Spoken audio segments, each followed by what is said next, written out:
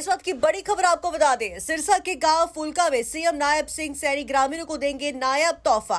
महाराजा सूरजमल जी शहीद दिवस के उपलक्ष्य में प्रतिमा का अनावरण करने पहुंचेंगे सीएम सैनी। सीएम के कार्यक्रम को लेकर तैयारियां हुई शुरू। भारतीय जाट सभा कर रहा है कार्यक्रम का आयोजन। कार्यक्रम की अध्यक्षता राज्यसभा सांसद सुभाष बराला करेंगे। कार्यक्रम के विशिष्ट अतिथि के रूप में प्रदेश के शिक्षा मंत्री महिपाल सिंह दांडा होंगे शामिल। नए साल से पहले सीएम नायब सिंह सैनी सिरसा वासियों को देंगे एक और तोहफा।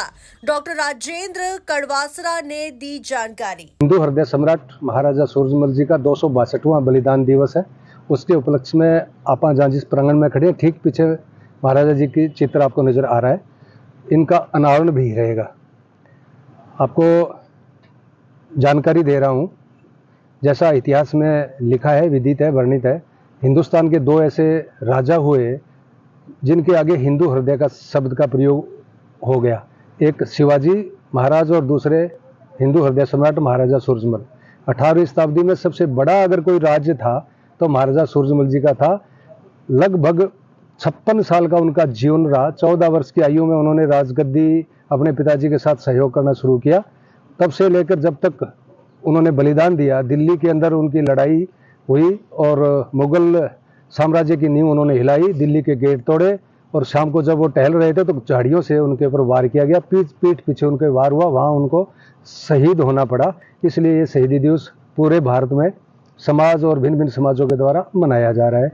बहुत अच्छा लगता है कि ऐसे महानुभाव का पूरा समाज जोश के साथ कार्यक्रम करता है और ऐसे लोगों को श्रद्धांजलि पुष्पांजलि अर्पित करता है। इस निमित्त माननीय मुख्यमंत्री जी के पास हम गए।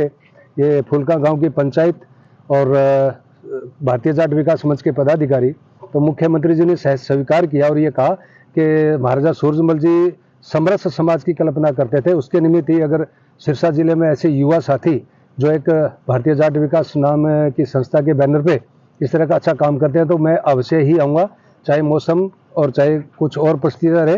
2 या 2.5 घंटे का समय मैं अवश्य दूंगा, ऐसा उन्होंने आश्वासन दिया। ये कोई व्यक्तिगत हित के लिए कार्यक्रम नहीं हो रहा, ना कोई राजनीतिक क्षेत्र का विषय इसमें रखा जा रहा। एक समाज के एक अग्रिम व्यक्ति जिन्होंने अपना सर्वस्व न्यौछावर किया, जिन्होंने 80 लड़ाइयां लड़ी, मुगलों से टैक्स लिया और मुगलों से टैक्स ही नहीं लिया, उन पर चुंगी लगाई। 3 शर्तें उन्होंने मुगलों से मनाई कि एक पीपल को नहीं काटोगे, गौ हत्या नहीं करोगे और एक कन्वर्जन नहीं करोगे। ऐसे महान आत्मा हमारे साथ है। देखिए, कोई, मैं फिर दोहरा रहा हूँ, कोई राजनीतिक कार्यक्रम नहीं है, सामाजिक, शुद्ध रूप से सामाजिक कार्यक्रम है और एक समाज विशेष इस कार्यक्रम को कर रहा है। तो इसमें कोई अलग से व्यवस्थाएं नहीं होती। जैसे वीआईपी कोई आते हैं, माननीय मुख्यमंत्री जी हैं, उनकी एक आहारताएं, नियम है, शर्तें हैं, क्योंकि सिक्योरिटी का विषय भी रहता है। वो अकेले मुख्यमंत्री ही नहीं है, वो प्रदेश की कमान उनके हाथ में है, तो उनकी मजबूरी है कि उनकी सिक्योरिटी का उनका सारा ध्यान रखना होता है।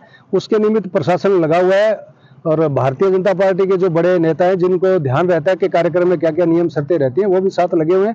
उनके हिसाब से हम उनके पैरामीटर पे ये काम कर रहे हैं। हाँ, निश्चित रूप से समाज और फुलका गांव अपनी जेब से सारा खर्चा लगा के कार्यक्रम कर रहा है। प्रशासन का इसमें कोई रोल नहीं है, कहीं भी प्रशासन का कोई काम नहीं है, ना कोई भारतीय जनता पार्टी का इसमें रोल है। शुद्ध रूप से समाज का एक कार्यक्रम है और समाज के नाते ये कार्यक्रम हो रहा है।